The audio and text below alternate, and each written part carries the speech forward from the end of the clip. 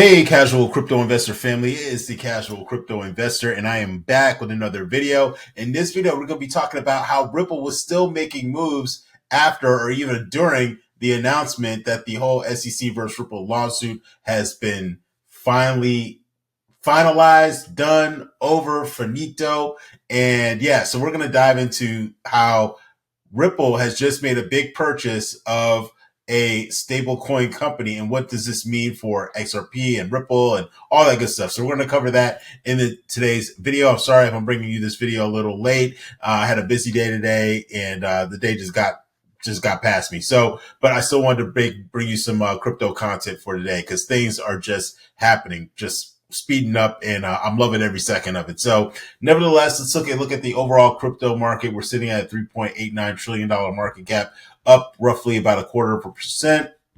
Bitcoin is up at $116,000. Ethereum finally broke over $4,000 right now, up over 15% over the past 7 days, which is incredible. XRP is right behind it at 11%, sitting at $3.28. I've seen it as high as $3.30. And I just can't imagine once these ETFs start rolling in, how do you not see a over $4 XRP is beyond me. But once they start coming in, it's going to be on like Donkey Kong. I'm telling you, I'm so excited for that to happen and to see that price action happen. All right. Before we get into the content, quick shameless plug, make sure to give me a follow on X. Guys, things are happening so fast in the crypto space. Sometimes it's harder for me to make a video than it is for me to tweet out information to you guys. So if you want to stay updated on what's happening with the crypto market as well as what's happening with the casual crypto investor, make sure to give me a follow on X. All right, so I got a few news nuggets that I want to drop on you just to keep you updated on what's happening in the crypto space. So we have this from Whale Fud. Apparently, BlackRock may file an XRP ETF post Ripple lawsuit resolution. So obviously we know that this is probably, that was one of the things preventing many companies, not just BlackRock, for filing for an ETF.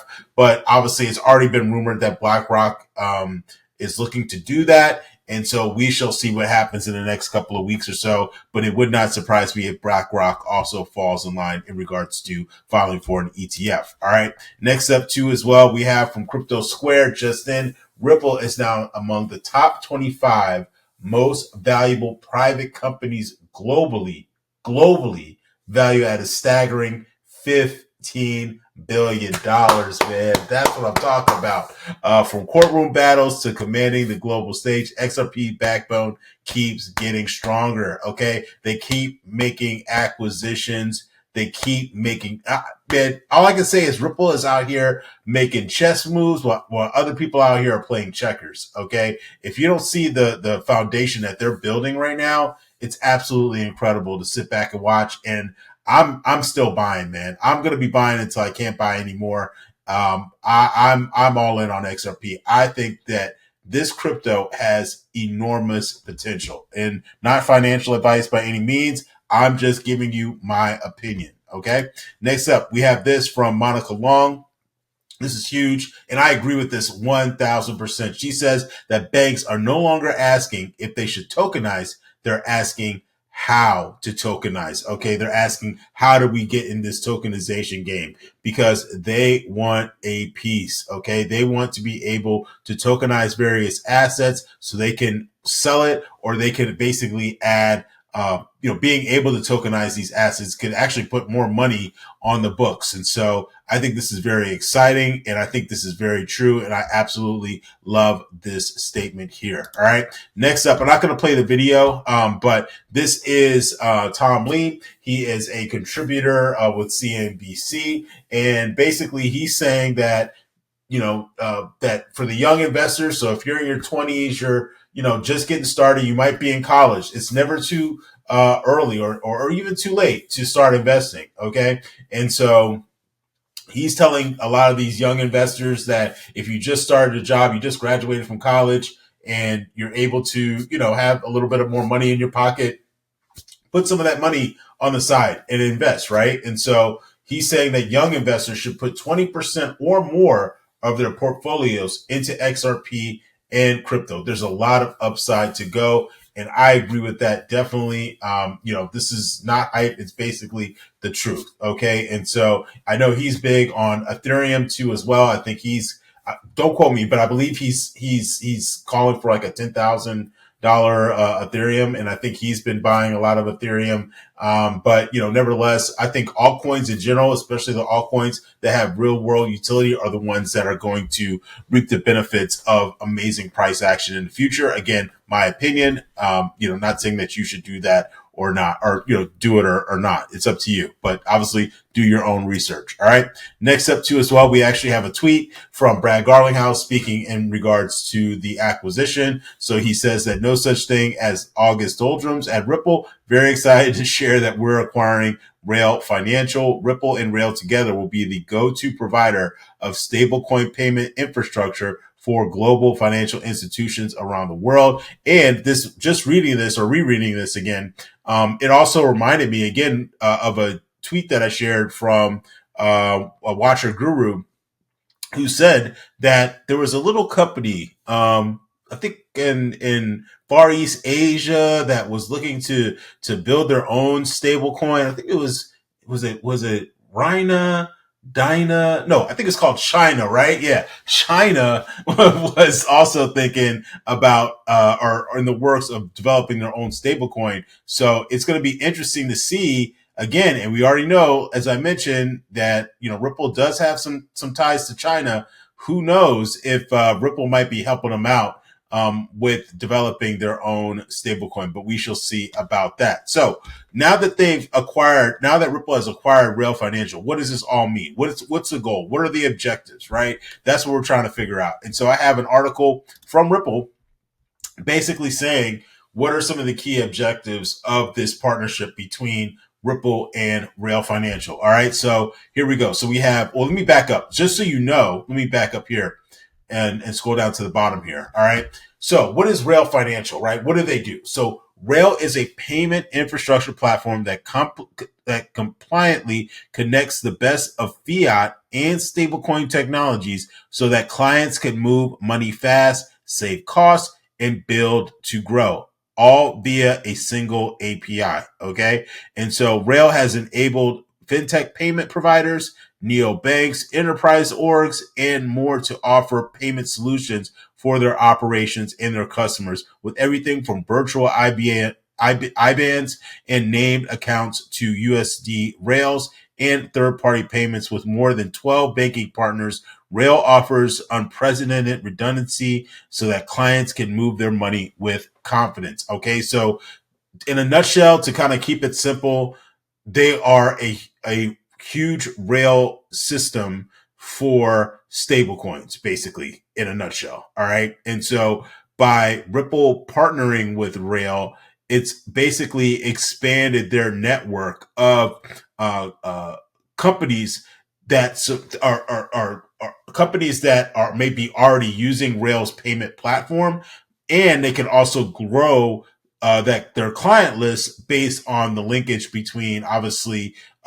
what Rail's current platform is, as well as Ripple's RLUSD stablecoin. Okay, and I'm sure there's also a sprinkle of XRP in that too as well, and we're going to dive into that. Okay, so here we go. So what are some things that we could take away from this partnership? So it says right here, stablecoin on and off ramps and asset flexibility. So offer comprehensive stablecoin pay in and payouts across key corridors, including USD payments, without requiring customers to hold crypto on their balance sheet. So basically, they are the middleman between the whole transaction. Okay. And I think that's important because, as I said in one of my other videos, I think the other key thing for crypto is that we will be using this technology and not even knowing it. Okay. And so I think that, by Ripple making it seamless, making it a seamless transaction for customers is a no-brainer, and I think many customers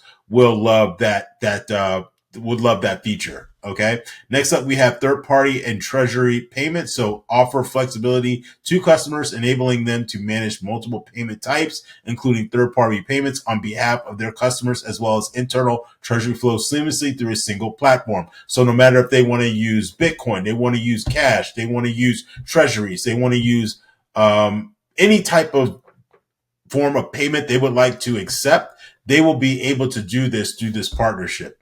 Next up, we have premium digital asset liquidity. So support payments across a variety of digital assets like RLUSD, XRP, and others, and provide competitive pricing on high value tickets. That's another one. So again, as I mentioned earlier, they can use RLUSD, XRP, Chainlink, whatever type of platform they want to use in terms of liquidity, they'll be able to use that. Bitcoin, it doesn't matter. Cash, it doesn't matter. All right. Moving on, it says a virtual account and collection. So enable customers to transact with digital assets without the need to open dedicated crypto bank accounts or wallets. This one right here, wallets on centralized exchanges, lowering barriers to entry and removing operational hurdles.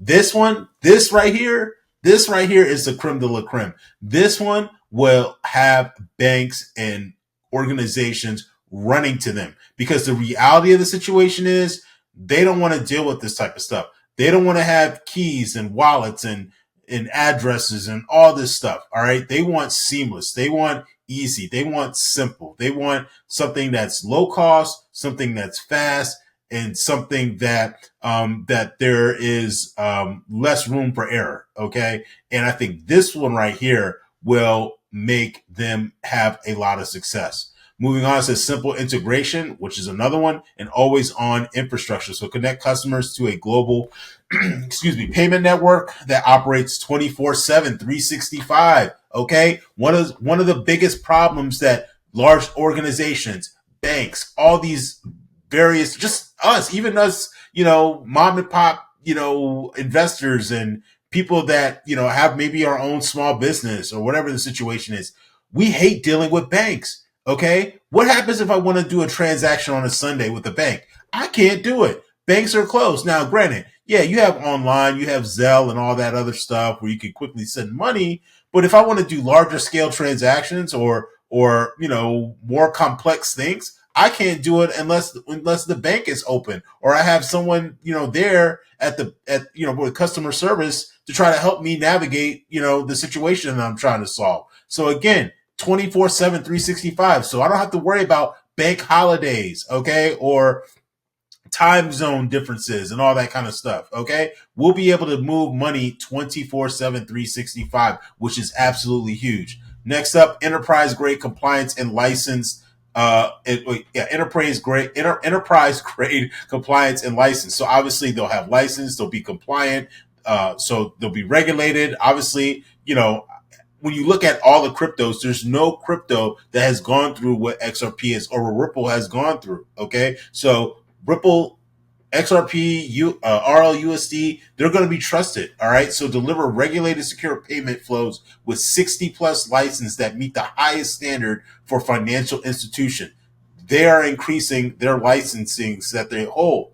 All right. So they're going to be available in many different places across the world. And lastly, wrapping up here, banking partner network offer a new level of built-in redundancy and reliability through the collective multi-bank partner network, giving clients resilient global coverage. So no matter where they're trying to move money to or do or conduct business, will have a foundation already there. All right. So this is absolutely insane. And to give you more information about Rail, and I want to wrap up with this because I know this video is getting a little long, but I just want to share this information to show you how big this is. And one of my key goals too, as well, whether you want to invest in crypto or not, that's completely up to you. But if you stumbled across this channel, at least you can say that no one told you about this stuff and that no one shared this information with you and no one told you how big this is potentially going to be. Okay. So one thing I want to wrap up here is more about Rail, okay, to kind of give you an idea of how big this organization has scaled, right? And then we also have things like the stablecoin bill and all this stuff coming down the pipeline. It says that over the last 4 years, Rail built the fastest way to settle business payments internationally using stablecoins in 2025. Rail is forecasted to process over 10% of the 36 billion global business-to-business stablecoin payments. Ripple shares our vision, and together we're excited to bring our innovation to millions of businesses that move money internationally. Banu Kohli, it's Kohli, the CEO of Rail. Okay, guys, in my opinion, I think Ripple is going to be potentially one of the biggest banks in the world. Okay, that's number one. And I honestly, in my heart of hearts, feel like they are coming after Swift. Okay, they are. I don't know. I don't know how quickly that transition will be, but at first I was torn because I felt like Swift was not going to be giving this up without a fight. But when I'm seeing some of the moves that, and this is just my opinion, this is what I'm just kind of vocalizing my thoughts with you guys. All right. But what I am seeing is that Ripple is making the move so that they can take over Swift. They might not necessarily do it, overnight, but I think this could potentially be a gradual takeover, in my opinion. Let me know in the comments what you think about this. I'd love to hear your feedback. This is exciting times, guys. I'm just blown away at what's happening right now. But let me know in the comments what you think. Do you think Ripple will take over Swift? What do you think about this move? Do you love it? Do you hate it? Let me know in the comment section down below. If you like this type of content, make sure you like, comment, share, and subscribe. And I'll see you all in the next video. Take care. Bye-bye.